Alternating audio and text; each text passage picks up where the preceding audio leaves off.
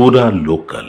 మీ ఎంపీలు కేంద్రంలో సంబంధిత శాఖ మంత్రికి కేంద్ర మంత్రికి వెళ్ళి లెటర్ కూడా ఇవ్వడం జరిగింది. తర్వాత సుప్రీంకోర్టు నుంచి స్టే కూడా తీసుకురావడం జరిగింది 400 ఎకరాల భూమిపైన. సరే, ఇవన్నీ పక్కన పెడితే మ్యాటర్ ఏమో డైవర్ట్ అయ్యి పూర్తిగా బీఆర్ఎస్ వాళ్ళపైకే వెళ్తుంది. అంటే బీజేపీ ఇంత కష్టపడింది అని మీరు చెప్పుకుంటున్నారు, పేపర్లలో అన్నిట్లలో వచ్చింది. కానీ ఇక్కడ హెచ్యు భూముల వివాదం పైన బీఆర్ఎస్ వర్సెస్ కాంగ్రెస్ అయిపోతుంది. ఎందుకు బీజేపీకి అంత పేరు రావట్లేదు ఇంత కష్టపడ్డా?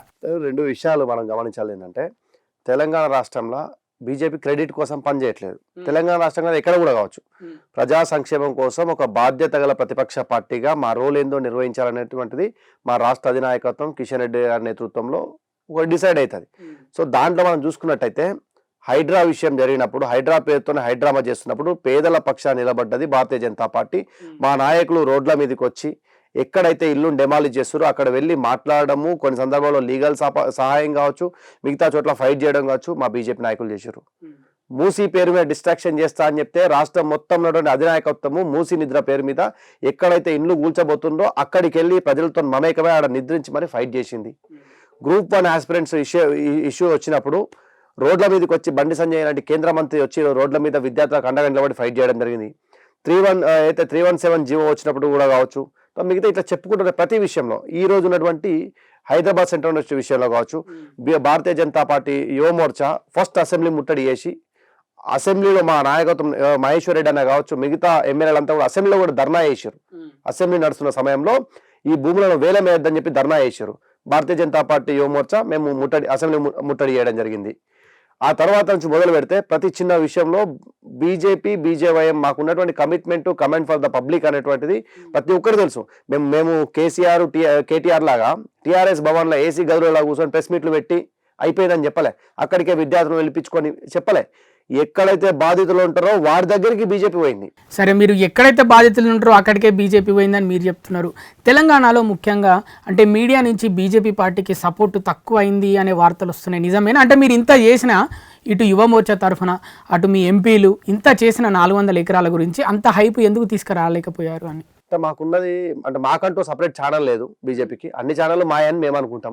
ఛానల్ వాళ్ళు కూడా నిజంగానే ప్రజల పక్షం అనుకుంటే డెఫినెట్లీ దాన్ని చూపించాలి, నిజాన్ని చూపించాలి, వాస్తవాన్ని చూపించాలి.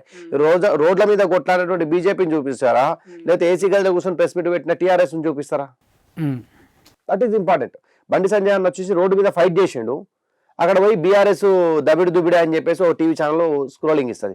రోడ్డు మీద ఫైట్ చేస్తున్న బండి సంజయ్ అని వదిలిపెట్టేసి ఆడ ఆఫీస్లో గాంధీ భవన్లో వాళ్ళ టీఆర్ఎస్ భవన్లో ప్రెస్ మీట్ పెట్టిన కేటీఆర్దే హైలైట్ ఇస్తారు. అంటే ఇదంతా కూడా ఏంటంటే మీడియా ఛానల్ జాకీలు పెట్టి లేపినప్పటికీ కూడా టీఆర్ఎస్ లేచేయలేదు, పొడిచేయలేదు, చేసేది లేదు. ప్రజలంతా కూడా అర్థమైపోయింది. అసలు రోజు నైతిక బాధ్యత, నైతిక హక్కు కూడా లేదు సార్ టీఆర్ఎస్ కు మాట్లాడాలి హెచ్సి భూముల విషయంలో. అంటే 2020లో ఇదే కేటీఆర్ నేతృత్వంలోని గవర్నమెంట్ ఆ రోజు రోడ్డు పేరు మీద, కనెక్టింగ్ రోడ్డు పేరు మీద ఐఎస్బి దగ్గర గోడను బద్దలు కొడితే first person who responded on it. మేము పోయి మాట్లాడినాం, దాన్ని అడ్డుకున్నాం. ఆ రోజు కూడా కేసులు పెట్టారు మా మీద. ఆ రోడ్డు వేద్దని చెప్పేసి కోర్టుకు పోయినాం మేము. హైకోర్టు స్టేటస్ కో ఇచ్చింది, అయినా స్టేటస్ కోను మెయింటైన్ చేయకుండా కంటెంప్ట్ ఆఫ్ ద కోర్టుకు గురైంది కూడా ఇదే సిఎస్ సోమేష్ కుమార్. ఆ టీఎన్జిఓస్ కాలనీకి అక్కడ మైహోమ్స్ వాళ్ళందరికీ కూడా కనెక్టింగ్ రోడ్డు పేరు మీద ఆ రోజు భూమిని తీసుకున్నది వీళ్ళు కావా? గోడను బద్దలు కొట్టి కాంగ్రెస్ కు రెడ్ కార్పెట్ వాల్సింది టీఆర్ఎస్ కాదా? ఇప్పుడు గోడ ఉన్నప్పుడు ఎవరు రాలేదు, ఈరోజు గోడను బద్దలు కొట్టింది ఎవరు? టీఆర్ఎస్. అంటే వీళ్ళు అధికారంలో ఉన్నప్పుడు ఏం గుర్తు రాలే, ఈరోజు అధికారం పోయిన తర్వాత ఏమైందంటే మేము గుర్తొచ్చినాం వీళ్ళకు.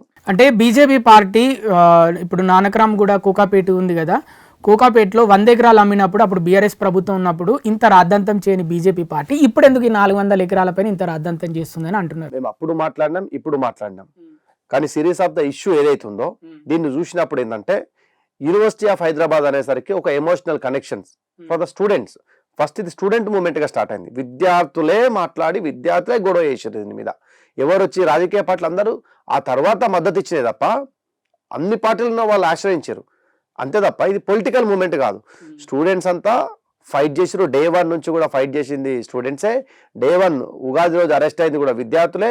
ఉద్యమం చేసింది విద్యార్థులే. విజయం సాధించిన విద్యార్థులే. ఇది ఐ విల్ యాక్సెప్ట్ ఇట్. ఏదంటే అల్టిమేట్ గా ఏదైనా ఒక ఇష్యూను దాని సొల్యూషన్ దిశగా పోవాలన్నప్పుడు అల్టిమేట్ గా పొలిటికల్ విల్ పవర్ అనేది వెరీ ఇంపార్టెంట్. సో ప్రతిపక్షాలకు ఉన్నటువంటి పార్టీల పైన ఈ బాధ్యత ఉంటుంది. టీఆర్ఎస్ ఆ బాధ్యతలో ఫెయిల్ అయింది. టీఆర్ఎస్ కు మాట్లాడే నైతిక హక్కు లేదు కాబట్టి భారతీయ జనతా పార్టీ మాకు 9 మంది ఎమ్మెల్యేలు ఉన్నా 9 మంది ఎంపీలు ఉన్నా మేము కొట్లాడిన తీరు ఈ రాష్ట్రం మొత్తం గమనించింది. మా కిషన్ రెడ్డి అన్న నేతృత్వంలో బృందం ఢిల్లీలో ఎంతమంది మంత్రులు కలవడం జరిగింది. మా రాష్ట్ర అధ్యక్షుడు యువమోర్చా రాష్ట్ర అధ్యక్షుడు సేవేల మహేంద్రన్న గారి నేతృత్వంలో రాష్ట్రంలో సుమారు ఒక 5,000 మంది యువమోర్చా కార్యకర్తలు అన్ని స్టేషన్లో అరెస్ట్ అయి ఉన్నారు. 3 తారీఖు రోజు నుంచి మొదలు పెడితే 7 తారీఖు వరకు కూడా, మొన్న రామనవమి రోజు కూడా మా వాళ్ళు అరెస్ట్ అయి ఉన్నారు. ఇంత పెద్ద ఒక ఉద్యమాన్ని భారతీయ జనతా యువమోర్చా నిర్వహించింది, చేసింది మేము. మరి ఇప్పుడు ప్రభుత్వం నిన్న మాట్లాడి అంటే విద్యార్థుల వాళ్ళతోటి సంఘాలతోటి మాట్లాడి అంటే ముఖ్యంగా హెచ్సియు మేనేజ్మెంట్ తోటి మాట్లాడి కేసులు ఎత్తివేస్తామని ప్రభుత్వం నిన్న అయితే చెప్పినట్టయితే తెలుస్తుంది. ప్రభుత్వం చెప్పి ఒక మంత్రి చెప్పినప్పుడు చట్టం నడుస్తుందా? చెప్పండి, రాజ్యాంగం నడుస్తుందా? ఒక మంత్రి చెప్పినట్టు అంటే ఎవరి చెవిలో పూలు పెడదామా? నీళ్ళు చాలా డ్యామేజ్ జరిగిపోయింది, చేతులు అన్నీ కాలిపోయినాయి, చేతులు సగం బాడీ కాలిపోయింది కాంగ్రెస్ది. వాళ్ళ పక్కన ఉన్నటువంటి కమ్యూనిస్టులు వాళ్ళు దూరం అయ్యే పరిస్థితి వచ్చింది. వాళ్ళని ఎత్తినటువంటి జాకీలు పెట్టి లేపినటువంటి మీడియా ఛానళ్ళు వాళ్ళకు దూరం అయ్యే పరిస్థితి వచ్చింది. తర్వాత అటు ధృవేరాత్ లాంటి వాళ్ళు కూడా రాహుల్ గాంధీ విమర్శించే పరిస్థితి వచ్చింది. ఎందుకంటే వాళ్ళ అధికారం లేని రాష్ట్రాల్లో గగ్గోలు చేస్తారు, వాళ్ళ అధికారం ఉన్న రాష్ట్రాన్ని డిస్ట్రాయ్ చేస్తారు అనేది పబ్లిక్ అర్థమైపోయిన తర్వాత ఏం చేయాలి అర్థం కాక దానికి తూతూ మాత్రం మంత్రుల కమిటీ అని పెట్టారు. దీనికి హెడ్ ఎవరు ఉంటారండి? దీనికి హెడ్ ఎవరు ఉంటారు? ముఖ్యమంత్రి కదా. మేము ఏం డిమాండ్ చేస్తున్నాం అంటే ముఖ్యమంత్రిని తీసేసి మంత్రుల కమిటీ పెట్టాలని చెప్పి జాతీయ నాయకత్వాన్ని అడుగుతున్నాం మేము.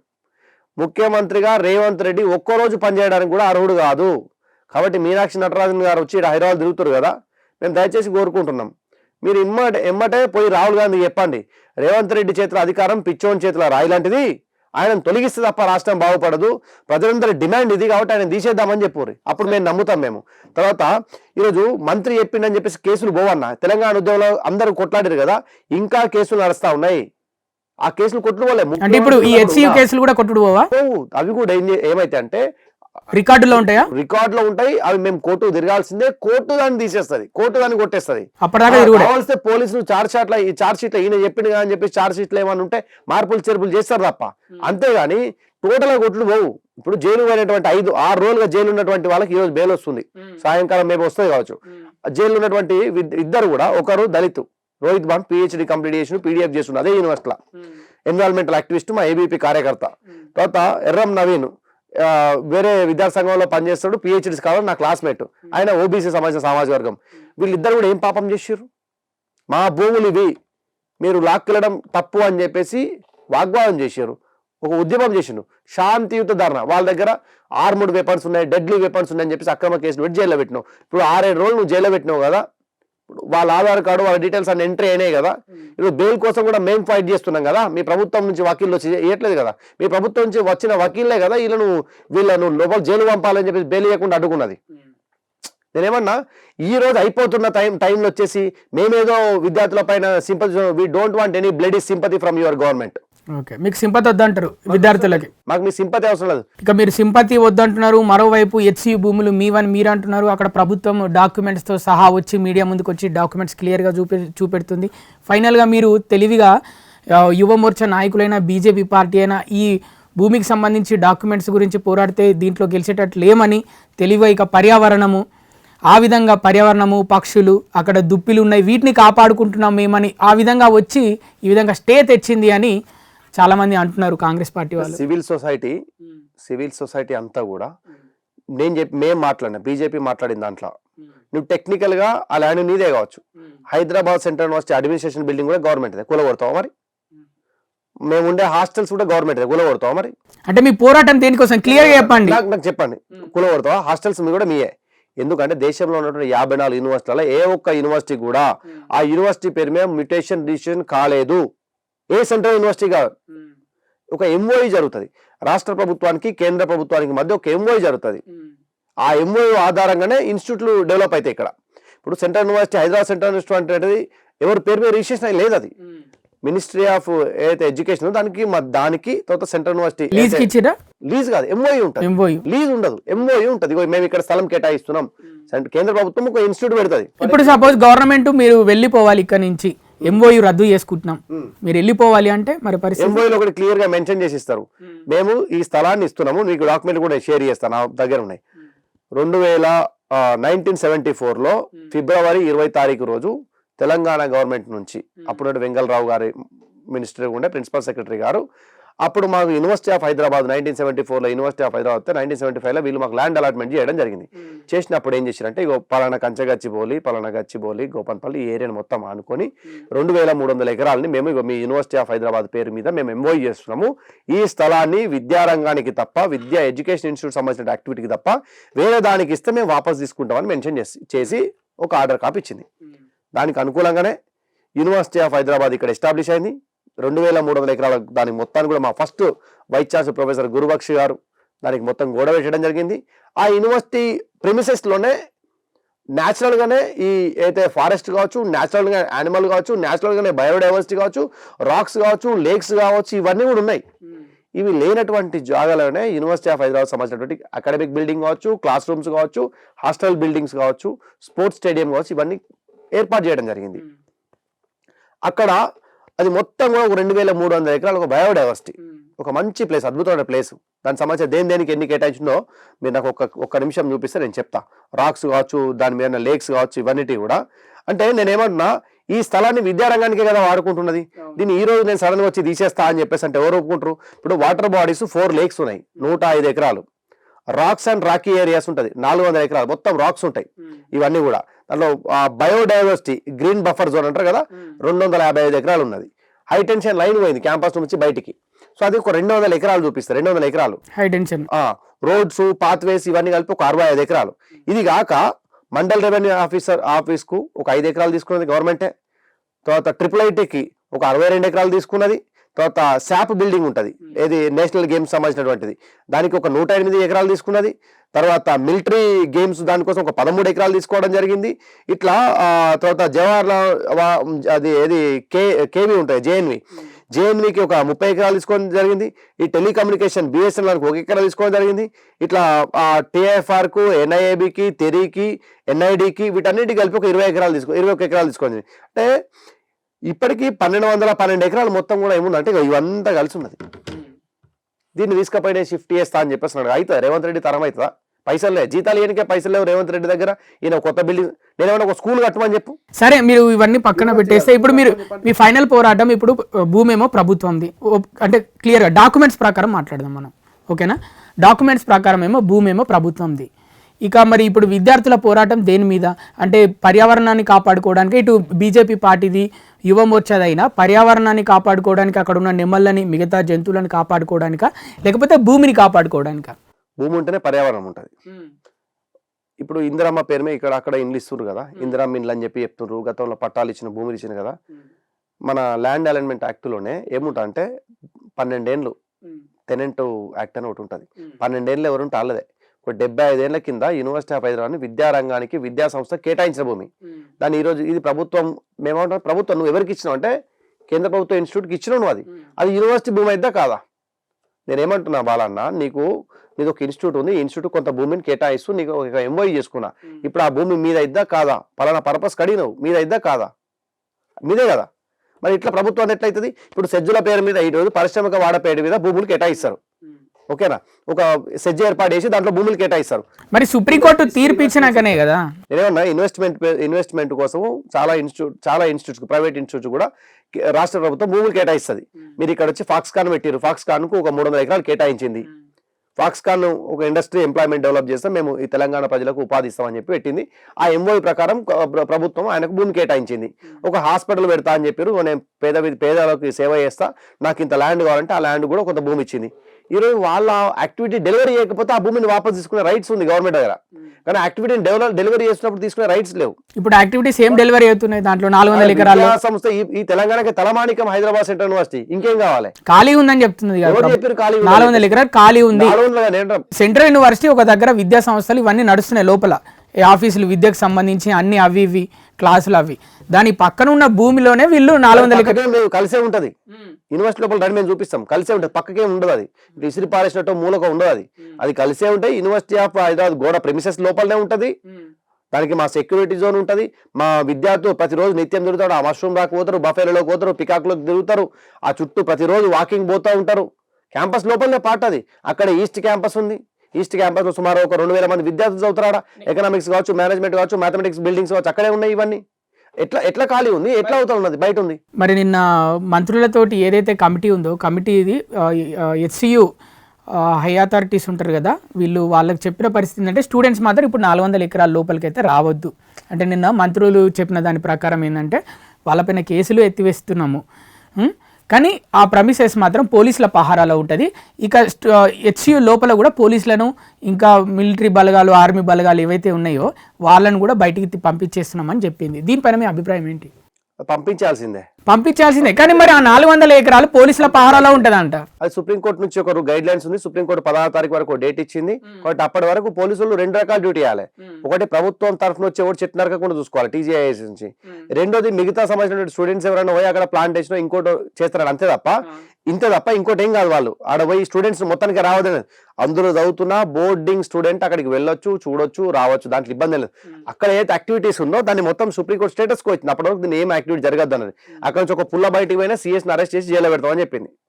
టైగర్ రిజర్వ్ యాక్ట్ ప్రకారం జైల్లో పెడతామని చెప్పింది. 2023 ప్రకారం నేను జైల్లో పెడతామని చెప్పింది. ఎవరికి? CS గారికి.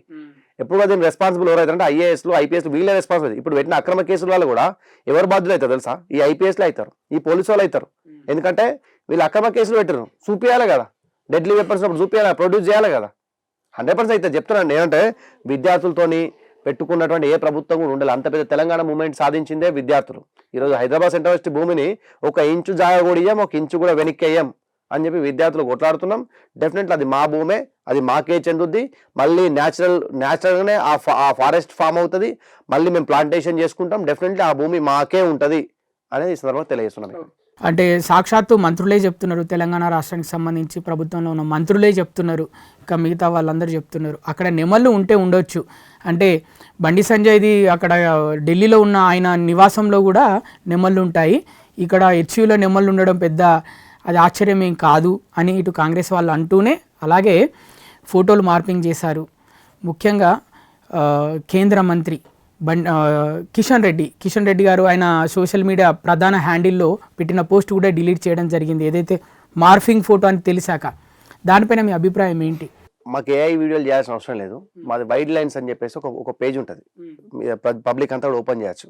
వైడ్ లైన్స్ పేజ్లో ఓపెన్ చేసి అందులో ఫోటోలు చూస్తే ఏ డేట్ రోజు, ఏ టైమింగ్కు, ఏ లొకేషన్లో క్లిక్ చేసిన అనేది టోటల్ ఉంటుంది. మా క్యాంపస్లో వైడ్ లైన్స్ సంబంధించి ప్రతి ఫోటో అందులో ఉంటుంది. లేదు అట్లెవరికన్నా ఇప్పుడు ఈ మంత్రులు చెప్తారు కదా, వీళ్ళు అక్కడ చదివిన వాళ్ళే, వాళ్ళు చదివినప్పుడు అక్కడ నేను చెప్పినటువంటి ఈ ఎన్విరాన్మెంటల్ను, ఈ పక్షుల్ని, బర్డ్స్ ని చూసిరా చూడలే అనేది ఒకటి చెప్పాలి. రెండోది ఒక్క నెమలి గురించి మేము మాట్లాడలేదు, ఒక జింక గురించి మాట్లాడలేదు. 271 రకాల స్పీషియస్ ఉన్నాయి, 700 రకాల అయితే ఈ మన మొక్కలు ఉన్నాయి, ఆయుర్వేద వనమూలికలు ఉన్నాయి, 700 రకాల వనమూలికలు ఉన్నాయి, 5 చెరువులు ఉన్నాయి. వీళ్ళు ఇప్పుడు చెప్తున్నారు కదా హైడ్రా ఏర్పాటు చేసేసి ప్రభుత్వ భూములను ఇవి చెరువులను కాపాడుతామని చెప్పారు కదా, ఆ చెరువులో FTL లేక్ వరకు కూడా మీరు క్లీన్ చేసుకుంటా పోయారు. బఫర్ జోన్ కాదు, FTL జోన్ వరకు కూడా మీరు క్లియర్ చేసుకుంటా పోయారు. ఇది తప్పు కాదా? ఓల్డ్ యాక్ట్ అని ఒకటి ఉన్నది, చట్టం ఉంది. పర్మిషన్ తీసుకొని ఒక చెట్టు నరకాలి, ఒక చెట్టు నరికితే ఇంకో 10 చెట్లు నాటాలి, దానికి ఇంత ఫైన్ కట్టాల్సి ఇవన్నీ ఉంటాయి. ఎవరు పర్మిషన్ తీసుకొని ఈ రాష్ట్ర వృక్షమైన జమ్మి చెట్టు నరికారు? ఎవరు పర్మిషన్ తీసుకొని అక్కడ వేప చెట్లను నరికారు?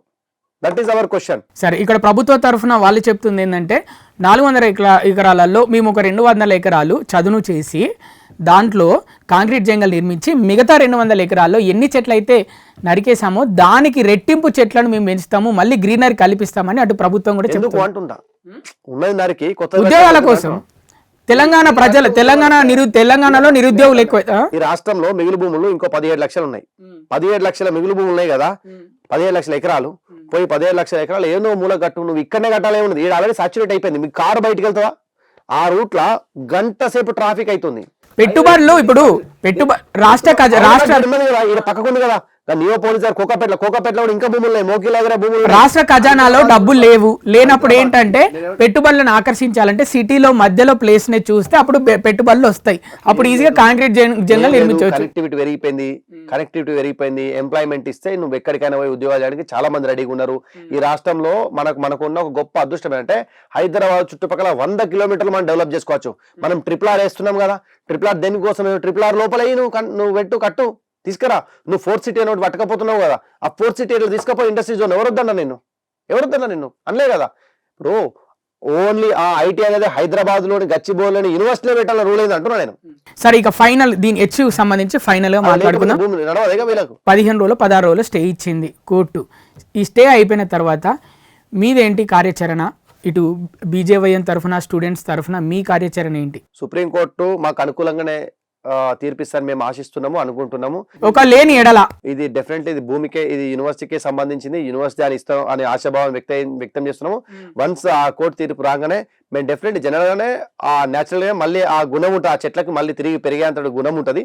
దాంతో పాటు మేము సుమారుగా ఒక ఆ క్యాంపస్ మొత్తం కూడా 1,00,000 మొక్కలతోని క్యాంపస్ కు మళ్ళీ ఒకసారి ఒక కొత్త పచ్చదనాన్ని తీసుకొచ్చే విధంగా మేము అయితే గ్రీన్ ఛాలెంజ్ ఏదైతుందో 1,00,000 మొక్కలతోని మేము యూనివర్సిటీ లోపల మొక్కలు నాటే కార్యక్రమాన్ని, మళ్ళీ ఫారెస్ట్ చేంజ్ చేసే కార్యక్రమాన్ని మా పార్టీ తరఫున మేము స్టూడెంట్స్ అంతా కలిసి తీసుకోబోతున్నాం. మీకు అనుకూలంగా తీర్పు రాకపోతే సుప్రీంకోర్టులో ఉన్న మ్యాటర్ అది, మనం దాన్ని ఎలాంటి డెసిషన్ తీసుకోవాలి. డెఫినెట్లీ సుప్రీంకోర్టు తీర్పు మాకు అనుకూలంగా ఇస్తారని మేము చెప్తాం. ఎందుకు చెప్తున్నాం అంటే ఆ కేసు యొక్క సెన్సిటివిటీని సుప్రీంకోర్టు చూసింది, సివిల్ సొసైటీ మొత్తం కూడా దీనిపైన మాట్లాడింది కాబట్టి ఎమ్మటి దాన్ని సుమోటో కూడా స్వీకరించింది. ఈ మధ్య కాలంలో తీసుకున్న ఒక సుమోటో కేసు ఇదే సుప్రీంకోర్టు తీసుకొని హైకోర్టు సంబంధించిన ఒక రిజిస్ట్రార్ని ఎమ్మటే పంపి విత్ ఇన్ 3 hours లో రిపోర్ట్ అడిగి మళ్ళీ ఎమ్మటే ప్రభుత్వానికి ఈ స్థాయిలో చెంపపెట్టులా ఒక డెసిషన్ చెప్పిందంటే అర్థమైపోయింది. ఈరోజు పోలీసులు వెనక్కి తీసుకోవడం కావచ్చు, ఎమ్మటే చేతులు పిసుకోవడం ప్రభుత్వం, అలా దూతను పంపడం రాహుల్ గాంధీ గారు, ఇవన్నీ చూస్తే అర్థమైపోతుంది దాని జనరల్గానే. సో డెఫినెట్లీ మాకు న్యాయస్థానం మీద విశ్వాసం ఉంది. డెఫినెట్లీ తీర్పు మాకు అనుకూలంగా వస్తుంది. అది కంప్లీట్ విద్యార్థుల విజయం, యూనివర్సిటీ విద్యార్థుల విజయం, సివిల్ సొసైటీ విజయం. తర్వాత సోషల్ మీడియాను కట్టడి చేయాలనుకున్నప్పటికీ కూడా సోషల్ మీడియా కావచ్చు, మిగతా నేషనల్ మీడియాస్ కావచ్చు, అందరూ కూడా మాకు నిలబడ్డారు. మాకు తోడుగా నిలబడ్డ ప్రతి ఒక్కరికి మేము ధన్యవాదాలు తెలియజేస్తున్నాం. రేపు ఈ కోర్టు నుంచి తీర్పు మనకు పూర్తి సానుకూలంగా వచ్చిన తర్వాత మీరు అందరూ కూడా వచ్చి మీ ఛానల్ తరఫున కూడా వచ్చి ఒక 10 మొక్కలు అక్కడ నాటాలని మేము కోరుకుంటున్నాం. సరే ఇక చూద్దాం మరి కోర్టు తీర్పు ఏమొస్తుందో.